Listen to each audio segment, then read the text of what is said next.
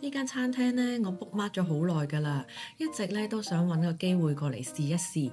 咁今日咧就同大家一齊嚟探下店先。餐廳嘅位置就喺山林道路口，呢個就係大廈入口啦。搭 lift 上去1樓先。婆婆咖啡屋係一間充滿住懷舊昭和風嘅日式洋食咖啡。餐廳咧係以富士山同埋獅子山為設計嘅主題。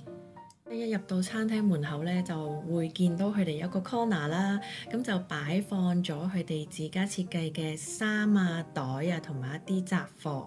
我食完餐飯嘅時候咧，都有慢慢喺度再行下個 corner 位。佢哋嘅菜單咧，主要都係一啲家庭式嘅料理。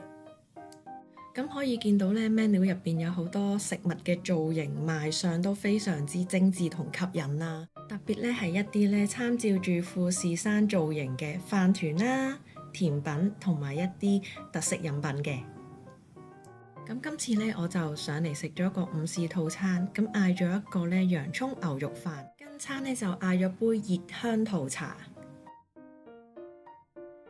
牛肉嘅肉味咧都幾濃嘅，但係咬落咧就有少少韌。本身明太子撈飯呢個配搭就係冇得輸，不過略嫌白飯就唔夠多。要特別讚一讚呢一個啤酒柚子蘿蔔汁，食落咧真係好清新好 fresh 啊！如果大家都同我一樣咧，中意周圍去打卡啊、飲飲食食嘅話咧，咁呢一度咧都係一個好唔錯嘅推介嚟嘅。咁今日嘅介紹咧就嚟到呢度啦。如果你有啲心水嘅打卡餐廳咧，都歡迎你留言話俾我聽。咁我哋下一條影片再見啦，拜拜。